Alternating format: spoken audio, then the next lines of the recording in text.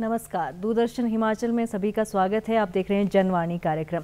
जनवाणी आपसे ही जुड़ा कार्यक्रम है और ये लाइव फोन इन प्रोग्राम रहता है। आज का हमारा जो विषय है वो है बैंक सुविधा आम आदमी, और ये लाइव फोन इन प्रोग्राम है, इसलिए आप स्टूडियो में सीधे जुड़ सकते हैं। बैंक से रिलेटेड कोई भी सुविधाओं के बारे में जानकारी आपने लेनी है तो 0177 2800 और 2800 मोबाइल नंबर है। और जब बात आती है बैंक की तो बैंक अपने आप में ही एक सुविधा है, और आज हर कोई बैंक से जुड़ा है, चाहे बच्चा हो या फिर बुज़ुर्ग हो, हर लेवल के लोग बैंक से जुड़े हैं। इससे आपके बहुत सारे फ़ायदे होते हैं, क्योंकि सुविधाओं की जहां बात आती है वहां एक आपका पैसा तो सेफ रहता ही है, लेकिन जो आपको 24 घंटे सुविधा रहती है, 24/7 जो सुविधाएं यहां पर उपलब्ध होती है, वो शायद सभी आज इससे रूबरू है। लेकिन फिर भी आपके मन में कोई शंका है, कोई प्रश्न है, तो आप सीधे स्टूडियो में जुड़ सकते हैं हमारे साथ। आज स्टूडियो में है गौरव करार जी, जो कि सहायक है स्टेट बैंक ऑफ इंडिया मुख्य शाखा जो कालीबाड़ी शिमला है, उससे आए हैं। तो बहुत बहुत स्वागत आपका कार्यक्रम। धन्यवाद मैम जी। तो गौरव, सबसे पहले तो आपसे यही जानना चाहते हैं कि बहुत समय हम देखते हैं तो एक जो फाइनेंशियल क्रांति हम बोल सकते हैं लगभग 30 सालों में बैंक से जुड़ी है, तो हर बैंक में आजकल हर सुविधा उपलब्ध रहती है। तो ये क्रांति जो आई है उसके बारे में थोड़ा सा बताएं। जैसे पहले हम देखते थे कि हर एक छोटी मोटी सुविधा के लिए लंबी लंबी लाइनें लगती थी बैंक में जी। तो जैसे जैसे हमारे देश की डेवलपमेंट हो रही है वैसे ही साथ में बैंकों में भी डेवलपमेंट हो रही है जी। अब जैसे जैसे धीरे धीरे हम डिजिटल प्रोडक्ट्स पे शिफ्ट हो रहे हैं तो अब सिनेरियो बदल रहा है धीरे धीरे। तो अब हर चीज़ के लिए आपको बैंक आने की भी ज़रूरत नहीं होती, डिजिटली बहुत सारे प्रोडक्ट्स हैं बैंक के जो अवेलेबल है, और वैसे वैसे करके जी सभी अच्छी सुविधाएं दे रहा है बैंक। तो हर आदमी की, जब हम आम आदमी की बात करते हैं तो क्यों ज़रूरी है कि वो बैंक से जुड़े? क्या सुविधाएं यहाँ पर मिलती है और क्यों उन्हें आवश्यक है कि वो हर लोग अब बैंक से जुड़े? जी, जैसे बैंकिंग की बात करें, इसे हम बैंकिंग के मतलब टर्म्स में कहते हैं फाइनेंशियल इंक्लूजन जी। फाइनेंशियल इंक्लूजन का मतलब है कि लोगों को पहले जुड़ना क्यों है बैंकों के साथ जी। जुड़ना इसलिए है क्योंकि बहुत सी ऐसी सुविधाएं हैं जो जब तक वो आदमी अकेला है उसे नहीं मिल पाएगी जी। तो जैसे जैसे वो बैंक से जुड़ेगा उसे सुविधाओं के बारे में पता लगेगा। एक आम आदमी की बहुत सारी ज़रूरतें होती है, फाइनेंशियल ज़रूरतें, जो वो अपने इंडिविजुअल लेवल पे पूरी नहीं कर पाता। तो अगर वो बैंक आएगा उसे पता चलेगा कि क्या क्या सुविधाएं, क्या क्या प्रोडक्ट्स मुझे मिलते हैं, जिससे कि जिनका वो लाभ उठा सकता है, जिससे कि उनकी खुद की डेवलपमेंट होगी, फाइनेंशियल डेवलपमेंट उनकी डेवलपमेंट होगी मैम, तो उनके परिवार की, आस पड़ोस की सबकी डेवलपमेंट होगी जो लोग उनसे जुड़े हुए हैं। अगर उन सब की डेवलपमेंट होगी तो मैम हमारी इकोनॉमी भी डेवलप करेगी जी। तो ये एक जनहित में है चीज़ जी, ज़रूरी है जुड़ना। तो जब हम बात करते हैं जुड़ने की, तो उसके साथ साथ ज़रूरी होता है कि फाइनेंशियली लिटरेसी की बात भी होती है। क्यों शिक्षित होना ज़रूरी है? क्योंकि समय के साथ विकास हर क्षेत्र में हो रहा है, तो ऐसे ही बैंक में भी सिर्फ अब अकाउंट में पैसा डालने तक सीमित नहीं रह गया है, तो बहुत सारी सुविधाएँ हैं। तो उसके बारे में बताएं कि क्यों वो शिक्षा लेना बहुत ज़्यादा ज़रूरी है? शिक्षा लेना इसलिए ज़रूरी है क्योंकि सबसे पहले तो अगर आपको शिक्षा नहीं होगी तो आप ही सेफ नहीं है। सबसे पहले जी। हर एक छोटी बड़ी चीज़ के लिए, छोटी बड़ी रिक्वायरमेंट के लिए अगर आपको कुछ भी है तो आपको पता होना चाहिए सबसे पहले कि मेरी क्या क्या सुविधाएं मुझे मिलती है। इसलिए उन चीज़ों के बारे में शिक्षा ज़रूरी है जी। जी, तो जैसे आपने कहा कि सभी को बैंक से जुड़ना चाहिए, तो अकाउंट्स के बारे में बताएं। क्या अकाउंट्स भी, जब आम आदमी अकाउंट्स के साथ जुड़ता है तो अलग अलग तरह के अकाउंट्स होते हैं या फिर सिमिलर सभी के लिए रहता है? जी मैम, अकाउंट्स में मैम ऐसा होता है कि सबसे पहले तो जैसे एक आम आदमी है उनके लिए एक रेगुलर सेविंग अकाउंट होता है। फिर जैसे आप एक एम्प्लॉय है, कॉर्पोरेट जैसे प्राइवेट एम्प्लॉय है, तो उनके लिए कॉर्पोरेट सैलरी पैकेज नाम से एक प्रोडक्ट होता है जो कि एक सेविंग अकाउंट है। फिर जैसे मैम आप एक गवर्नमेंट एम्प्लॉय है तो उसमें हमारे पास कैटेगरीज होती है, जैसे स्टेट गवर्नमेंट सैलरी पैकेज होता है, फिर सेंट्रल गवर्नमेंट के एम्प्लॉयज के लिए सेंट्रल गवर्नमेंट सैलरी पैकेज होता है, जैसे डिफेंस या आर्मी वाले पर्सन्स होते हैं उनके लिए डीएसपी अकाउंट होता है। जी मैम, तो इन सारे अकाउंट्स की अलग अलग फैसिलिटीज़ है, अलग अलग टाइप की सुविधाएं हैं जो उनको अकॉर्डिंगली मिलती है। जी, तो अकाउंट के साथ जब हम बात करते हैं तो एटीएम जुड़ा होता है, क्योंकि अब लगभग 30 सालों में सभी लोग इस सुविधा से जुड़े हैं, लेकिन फिर भी अगर किसी को लगता है कि अधूरी जानकारी है तो एटीएम के बारे में थोड़ा सा बताएं और क्या ज़रूरी बातें हैं जो उन्हें ध्यान में रखनी चाहिए। बिल्कुल, सबसे पहले एटीएम की बात करते हैं। जैसे एटीएम एक एनी टाइम चैनल का हमारा प्रोडक्ट है, जिसको कि जैसे 24 घंटे बैंक अवेलेबल नहीं होता, तो किसी भी टाइम आपको अगर कैश की ज़रूरत हो या आज की डेट में तो जैसे ऑनलाइन ट्रांजैक्शंस करनी हो, किसी वेबसाइट पे जाके ट्रांजैक्शंस करनी हो, उनके लिए भी एटीएम यूज़ किया जा सकता है। जी।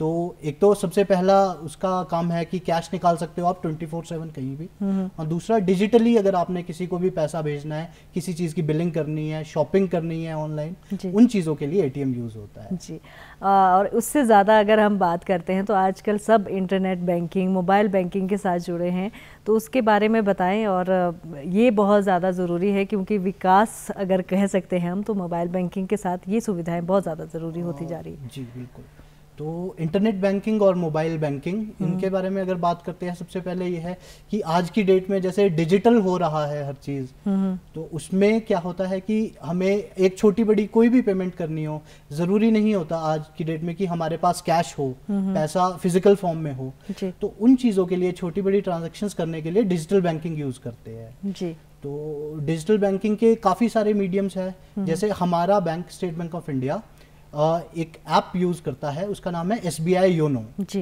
उसका नाम है योनो, जैसे नाम स्पेसिफाई करता है, यू ओनली नीड वन। जी, तो जितनी भी मतलब बैंकिंग सुविधाएं हैं जो बैंक देता है, वो सारी की सारी आप एक मोबाइल के थ्रू, इंटरनेट बैंकिंग के थ्रू अपने फोन में यूज कर सकते हैं। जी, में हर एक छोटी बड़ी, जैसे बैलेंस इंक्वायरी करना, किसी को पैसे भेजना, और उसके अलावा स्टेटमेंट्स लेना, पासबुक की एक इलेक्ट्रॉनिक कॉपी, ई पासबुक, स्टेटमेंट्स जैसे मैंने बताया अभी, वो सब चीज़ें, पैसे ट्रांसफर, ये सब चीज़ें आप मतलब एक इंटरनेट बैंकिंग के थ्रू कर सकते हैं। तो हर आदमी जिसका अकाउंट बैंक में है वो इस सुविधा से जुड़ सकता है? बिल्कुल, इसमें एक जो लिटरेट आदमी है वो जुड़ सकता है। जी, जो भी मतलब एक बेसिक नॉलेज रख सकता है चलाने की एक एप्लीकेशन को या एक फ़ोन को, वो जुड़ सकते हैं इससे। क्योंकि आज के समय में मोबाइल से सभी जुड़े हैं, तो उसके साथ बताएं कि क्या स्टेप बाय स्टेप किस तरह से मोबाइल बैंकिंग के साथ जुड़ सकते हैं। जी, जैसे अगर आपको इंटरनेट बैंकिंग चाहिए या मोबाइल बैंकिंग, ये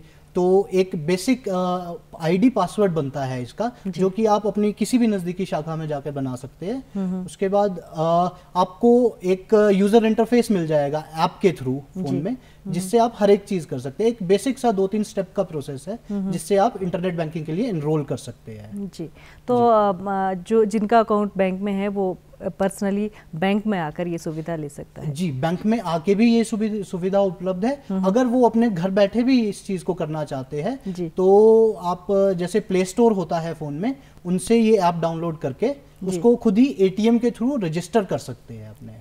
तो इसके लिए मोबाइल बैंकिंग के लिए आपके लिए एक तो अकाउंट होना, उसके बाद एटीएम होना जरूरी होगा। जी, अगर आप ब्रांच विजिट के थ्रू करते हैं तो आपके पास एटीएम ना भी हो तो भी किया जा सकता है। जी, अगर आप घर बैठे करना चाहते हैं तो आपको एटीएम की रिक्वायरमेंट होगी, नहीं तो ब्रांच विजिट के थ्रू आप बिना एटीएम के भी कर सकते हैं। जी, तो ये जानकारी जरूरी है, क्योंकि अगर खुद भी कोई जनरेट करना चाहता है पिन, मोबाइल बैंकिंग करना चाहता है, तो वो घर बैठे भी कर सकता है। जी, तो एक मोबाइल बैंकिंग या फिर इंटरनेट बैंकिंग की जब बात आती है तो सबके जहन में एक रहता है कि कहीं कोई फ्रॉड ना हो जाए, कहीं कोई एटीएम या फिर मेरे मोबाइल से कोई पैसे ना चुरा ले, इस तरह का जो वहम एक रहता है, वहम बोले या फिर एक डर रहता है, उसके बारे में बताएं कि उसे कैसे दूर किया जा सकता है और किन बातों का ध्यान बहुत ज़्यादा ज़रूरी है। सबसे पहले तो ये बात करनी ज़रूरी है कि अगर आप इंटरनेट बैंकिंग जैसे यूज़ करते हैं तो ये एक सुविधा है जो बैंक आपको दे रहा है। जी, तो इसी के साथ साथ आपके पास एक रिस्पॉन्सिबिलिटी भी आती है, क्योंकि आप हर एक चीज़ आपके फ़ोन के थ्रू हो सकती है।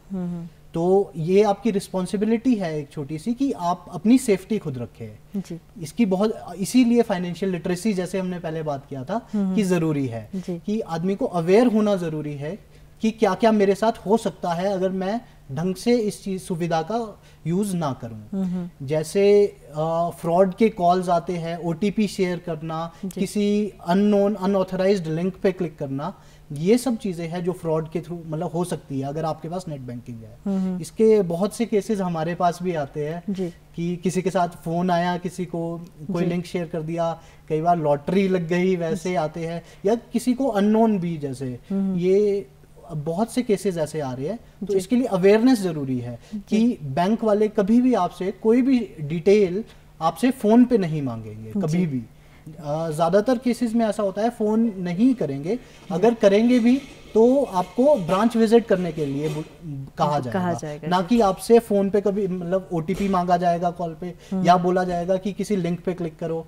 ये बड़े सारे केसेस ऐसे कि केवाईसी अपडेट होना है, बैंक से फोन आता है, बहुत से लोग ऐसे आते हैं जिसमें कि बस वो लिंक शेयर करते हैं कि इस लिंक पे क्लिक करके आप केवाईसी अपडेट कर सकते हैं, या आपकी कोई पेमेंट नहीं हो रही है हम करवा देते हैं। जैसे कोई बिल पे कर रहा है नेट बैंकिंग के थ्रू कि मेरा ये बिल नहीं पे हो रहा है तो मैं करवा देता हूँ, और वो लिंक भेजेंगे और उसके थ्रू बाद में मतलब फ्रॉड्स का ऐसा है कि जितना मेरा एक्सपीरियंस बोलता है कि अल्टीमेटली फ्रॉड उस केस में होता है जहां पे जो नेट बैंकिंग या मोबाइल बैंकिंग यूज कर रहा है उनके साइड से नेग्लिजेंस हो जी, तो उसके लिए अवेयरनेस बहुत ज़्यादा ज़रूरी है। वही मैं आपसे पूछना चाहती हूँ, एक तो होता है कि फ्रॉड आ रहे हैं, आपको कॉल्स आ रहे हैं कि मैं एसबीआई से या किसी भी बैंक से कॉल आई है और ये आपका ज़रूरी है जी ओटीपी शेयर करो। एक होता है कि अगर आपकी तरफ से कोई जिनका अकाउंट है और मोबाइल बैंकिंग यूज़ कर रहे हैं उनकी तरफ से कोई लापरवाही रहती है, उससे फ्रॉड होता है। तो उसके बारे में बताएं कि लापरवाही क्या नहीं करनी चाहिए ताकि ये असुविधा हो जाए। सबसे पहले तो देखो लापरवाही क्या होती है, सबसे एटीएम के बारे में बात करते हैं। जैसे एटीएम में कोई ट्रांजैक्शन कर रहे हैं, अकेले जाइए एटीएम में, पिन किसी के साथ शेयर ना करें, या जैसे कहीं पे पेमेंट्स भी करते हैं, सीवीवी आपका कार्ड का पिन होता है, एक्सपायरी डेट होती है जो उसमें, वो किसी के साथ शेयर नहीं करनी है जी। अगर आपने एटीएम के फ्रॉड से बचना है। इंटरनेट बैंकिंग के फ्रॉड से बचने का तरीका ये है कि सबसे पहले तो जो भी ऐसी कॉल्स आती है उनके ऊपर ध्यान ना दिया जाए, उन्हें अवॉइड किया जाए। जैसे नंबर देख के भी कई बार पता चल जाता है कि बाहर से कॉल है, और मतलब आप उनकी लैंग्वेज से ही जज कर सकते हो कि वो बैंक का आदमी नहीं है। बट कई बार हम जल्दी में होते हैं या कुछ भी, हम इतना ध्यान नहीं देते। बड़े सारे केसेस ऐसे होते हैं कि ऐसा नहीं है कि जिनको अवेयरनेस नहीं है, काफी सारे एजुकेटेड लोग जो वेल एजुकेटेड वेल क्वालिफाइड लोग हैं उनके साथ ये फ्रॉड्स होते हैं, वो भी ये गलतियां कर देते हैं। और कई बार होता है कि बुजुर्ग लोग जिनके कॉल्स आती है और वो डर जाते हैं कि कहीं बैंक से सच में ये कॉल्स नहीं आगे हो कि ये आपकी पेमेंट रही हुई है, तो वो भी एक रहता है। जी बिल्कुल, ये जैसे आप बात बता रहे हैं इसी बात में कि बैंक कभी भी आपको फोन पे आपसे कोई भी डिटेल नहीं मांगेगा जी। अगर ऐसा किसी केस में होता भी है कि बैंक फोन करता है तो वो आपको ब्रांच विजिट करने के लिए कहेंगे जी। जी ये बहुत अच्छी जानकारी आपने दी, और ये तो सभी के लिए बात की थी, लेकिन अगर हम आम आदमी की बात करें तो उन्हें किस तरह की सुविधाएं बैंक की तरफ से मिलती है, जो गवर्नमेंट एम्प्लॉय भी नहीं है, किसी जॉब में भी नहीं है, तो उनके लिए बैंक की तरफ से क्या सुविधाएं रहती है? बहुत सारी गवर्नमेंट की भी स्कीम्स है, जैसे अगर कोई लोन से रिलेटेड हो, बाकी जो एक रेगुलर सेविंग अकाउंट हमारे पास खुलाते हैं तो मैम बहुत सारे, जैसे इंश्योरेंस हो गए हमारे। इंश्योरेंस में मैम मैं आपको बताना चाहूंगा एक छोटा सा प्रोडक्ट, जैसे एक नॉर्मल पब्लिक के लिए है मैम हमारे पास, इसको पर्सनल एक्सीडेंटल इंश्योरेंस बोलते हैं मैम। तो इसमें क्या है, कोई भी आदमी जिनका हमारे बैंक में खाता है, मैम बेसिक अमाउंट है एक 100 रुपए, 200 रुपए, 500 रुपए और 1000 रुपए, इन अमाउंट का इंश्योरेंस करवाता है 1 साल के लिए, वन टाइम पेमेंट। और इसमें अगर उनकी एक्सीडेंटल दुर्घटनावश मृत्यु होती है तो जिनको भी वो नॉमिनेट करते हैं उनके लिए एक एक्सीडेंटल कवर होता है स्पेसिफाइड। गौरव, एक कॉलर हमारे साथ जुड़े हैं, आइए उनसे बात करते हैं, क्या वो जानना चाहते हैं। हेलो, नमस्कार जी। नमस्कार जी, अपना नाम बताएं। मेरा नाम रणवीर ठाकुर है जी, मैं सोलन से बोलता हूँ, और मैं जनवाणी प्रोग्राम जब भी कभी कोई ऐसा होता है जो हमारे से मतलब की बात होती है तो उसको सुनते भी हैं, और उसके बारे में जो कुछ हमारे मन में होती है उस पर बात भी करते हैं। जी रणवीर जी बताइए, फिर आज बैंक से रिलेटेड अगर कोई इन्फॉर्मेशन आप लेना चाहते हैं। जी बैंक से रिलेटेड है जी, थोड़ा सा ऐसा है जी कि बैंक कर्जा देता है जी, हम वेलकम करते हैं जी, लेकिन जो बैंक की फॉर्मेलिटी होती है वो बहुत ज्यादा होती है जी, जिसमें किसानों का बहुत खर्चा होता है जी। हम बैंक को हर समय देते हैं जी, लेते नहीं है। हर 3 महीने में बैंक ब्याज लगाता है, और ब्याज की जो दर होती है ना जी, उस चक्रवृद्धि ब्याज में उसको जो हमारा एग्रीमेंट होता है उससे ज्यादा जो ब्याज पड़ती है जी। नंबर एक, और बैंक जो कार्रवाई करता है उसका जो खर्चा होता है उसी कस्टमर पर जोड़ता है, चाहे उसका जो जो कागज वगैरह खर्च होते हैं, जो भी खर्चा होता है उसको उसके ऊपर जोड़ता है, और जो वकील प्रोजेक्ट रिपोर्ट बनाता है उसकी फीस भी वो कस्टमर से लेता है, गरीब किसानों से लेता है, जिससे जो आज हम बैंक की जो आप बता रहे हैं या ठीक है, ये बड़े लोग इसका फायदा, लेकिन गरीब किसान जो है बैंकों द्वारा जो उनका शोषण किया जा रहा है जी। तो ये है जी, उसकी फीस भी जो प्रोजेक्ट रिपोर्ट की है जो है वो भी कि उसकी हजारों में जाती है जी। तो हमारे को क्या बैंक से क्या लाभ हो रहा, तो ये जो आप जानकारी दे रहे हैं वो तो ठीक है, लेकिन जो लोगों के साथ दिक्कतें आ रही बैंकों के साथ, उसके ऊपर फेस टू फेस बात नहीं होती जी, जो हम अपनी आवाज बैंक तक एक आम आदमी नहीं पहुंचाता। ये क्वेश्चन है जी मेरा। चलिए आपकी बात रखते हैं, तो आपको जी देखिए, जैसे बैंक तो है ही एक ऐसा इंस्टीट्यूशन जहाँ पे सारे लोग डायरेक्टली आ सकते हैं, किसी को कभी भी रोका नहीं जाता बैंक में आने। बाकी जैसे इन्होंने बताया, बहुत जैसे प्रोजेक्ट रिपोर्ट्स जो बनती है, हम बहुत सारी सेवाएं ऐसी है जो हमें भी थर्ड पार्टी लेनी पड़ती है जी। तो वो उन चीज़ों के कई बार चार्जेस ज़्यादा हो सकते हैं जी, ऐसा नहीं है, but state bank of India के हिसाब से अगर मैं बताऊँ तो जो लीस्ट पॉसिबल हो गए चार्जेस वही अप्लाई हुए होंगे जी। और ये कहना चाहते हैं कि इनकी जो सुविधाएं लोन की रहती है वो इंटरेस्ट भी उस हिसाब से ज़्यादा रहता है, और वो ये जानना चाहते हैं कि बैंकिंग मैम जैसे बिल्कुल एक कम्पिटिटिव मार्केट है जी, तो और जैसे एक गवर्नमेंट बैंक होने के नाते जो least possible interest rate applicable होगा वही इन्हें भी दिया गया होगा। बिल्कुल जी, बिल्कुल, जो ऑल ओवर आपके इंटरेस्ट चलेगा वो सभी के लिए अप्लाई होता है। बिल्कुल मैम, ऑल इंडिया लेवल पे होते हैं सारे इंटरेस्ट रेट जी। तो हम बात कर रहे थे आम लोगों की सुविधाओं की बात की, लेकिन हम अब गवर्नमेंट एम्प्लॉय की बात करते हैं, उनके लिए क्या सुविधाएं बैंक की तरफ से रहती है?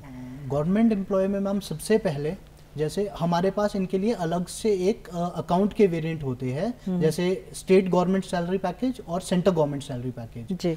तो इनमें मैम अलग अलग वेरिएंट्स होते हैं, जैसे silver, gold, diamond and then platinum. तो ये इनकम क्राइटेरिया के हिसाब से होते हैं, जैसे जिनकी मंथली इनकम होगी जैसे 20,000 से लेके 50,000 तक होगी तो मैम सिल्वर कैटेगरी का अकाउंट उन्हें मिलेगा मैम। बाकी 20,000 से 30,000 में सिल्वर मिलता है, 30,000 से 50,000 तक गोल्ड मिलता है मैम, 50,000 से लेके 1 लाख तक आपको डायमंड मिलता है, और 1 लाख से ऊपर जिनकी सैलरी होती है उनको प्लैटिनम वाला कैटेगरी मिलती है। इसमें बहुत सारी फीचर्स मिलते हैं, जैसे कि पैसे ट्रांसफर करने हो आरटीजीएस नेफ्ट के, उनके चार्जेस नहीं लगते, इंश्योरेंस भी इनको मिलती है मैम इसी प्रोडक्ट में जिनका इस प्रोडक्ट के अंदर अकाउंट खुला है। बाकी लोन्स की बहुत सारी फैसिलिटीज है। तो यही हम जानना चाहते हैं, क्योंकि ये तो बात हुई जिनकी सैलरी मतलब ज़्यादा है और ये सुविधाएं उनको मिलती है, क्या आम आदमी के लिए भी ये सुविधाएं या ऐसे अकाउंट्स आपने रखे हैं, ऐसी सुविधाएं रखी है? इस वेरिएंट के अंडर मैम ये स्टेट गवर्नमेंट और सेंटर गवर्नमेंट है जैसे, तो इसमें ये सिर्फ इन्हीं एम्प्लॉयज़ के लिए होगा। बाकी मैम जैसे प्राइवेट सेक्टर में कोई काम करता है हम उनके लिए मैम कॉर्पोरेट सैलरी पैकेज है हमारे पास। बाकी अगर जैसे कोई वर्किंग नहीं है, कोई अपना पर्सनल काम करता है जैसे, तो उनके लिए एक स्टैंडर्ड सेविंग अकाउंट होता है। बाकी करंट अकाउंट्स भी जैसे कोई बिजनेसमैन है उनके लिए करंट अकाउंट के भी ऐसे ही diamond, platinum, gold variants available है जी। जी, उनकी अपनी रिक्वायरमेंट के हिसाब से जी। एक बार फिर से आपको बताना चाहते हैं, जनवाणी कार्यक्रम आप देख रहे हैं, ये लाइव फोन इन प्रोग्राम है, और अगर आप कोई भी बैंक से रिलेटेड, बैंक सुविधाओं से रिलेटेड कोई प्रश्न आपके मन में है तो आप सीधे स्टूडियो में जुड़ सकते हैं। 0177 यहाँ का STD कोड है, और 2800-177 2800-178 यानी 2800-177 और 2800-178 यहाँ का कोड है। तो अब हम बात करते हैं, जैसे आपने बात की कि कोई भी जानकारी लेना चाहते हैं या फिर कोई फ्रॉड हो जाता है उनके साथ, या फिर ATM गुम हो जाता है, या बैंक से कोई जुड़ी जानकारी लेना चाहता है, तो टोल फ्री नंबर के बारे में अपने बताएं और किस तरह से वो बैंक से जुड़ सकते हैं। मैम भारतीय स्टेट बैंक के 2 नए टोल फ्री नंबर आए हैं, जो कि है 1800-1234 और 1800-2100 जी। इन नंबर्स पे मैम कॉल करके, जैसे आपका एटीएम गुम हो गया है जैसे आपने बताया, तो एटीएम को ब्लॉक करवाया जा सकता है, अनब्लॉक भी करवाया जा सकता है। साथ में जैसे आपने स्टेटमेंट लेनी हो अपने अकाउंट की, वो भी की जा सकती है। कोई आपके साथ फ्रॉड अगर हो जाता है तो उसके बारे में भी रिपोर्ट किया जा सकता है जी। और इसके अलावा बेसिक एक इंटरनेट बैंकिंग, मोबाइल बैंकिंग की अगर किसी भी क्वेरी को रिलेटेड कुछ आपको है तो उसके बारे में भी इसमें जानकारी ली जा सकती है। तो ये सुविधा आपके 24/7 बिल्कुल मैम, बिल्कुल, टोल फ्री नंबर्स है, ये 24/7 अवेलेबल है जी। तो अगर बैंक से जुड़ना हो, अगर आपका जिस बैंक में आपका अकाउंट है तो उससे रिलेटेड भी कोई सुविधा रहती है, कोई नंबर रहता है? ये जैसे मैम 2 नंबर्स है, यही आपको हर जगह पे, आपका कहीं भी इरिस्पेक्टिव का आपका कहाँ पे भी अकाउंट है जी, आप हर एक इन्फॉर्मेशन यहाँ से ले सकते हैं। बाकी पर्सनल लेवल पे मैम जैसे एसबीआई की तो शाखा हर जगह पे उपलब्ध है ऑलमोस्ट, तो आप ब्रांच विजिट कर सकते हैं जी। और अभी आपने इंश्योरेंस की बात भी की थी, इंश्योरेंस क्या आम आदमी के लिए ज़रूरी है, और अगर ज़रूरी है तो ये क्या सुविधाएं देती है और क्या बेनिफिट इसके रहते हैं? इंश्योरेंस मैम ज़रूरी इसलिए है क्योंकि अगर आप जैसे earning member of the family है जी, तो आपके ऊपर डिपेंडेंट भी होते हैं लोग जी। तो मतलब जैसे भगवान ना करे कभी आपके साथ कोई दुर्घटना हो जाए, कुछ भी हो जाए, तो आपकी रिस्पॉन्सिबिलिटी मतलब जो फैमिली के प्रति है वो पूरी कैसे होगी।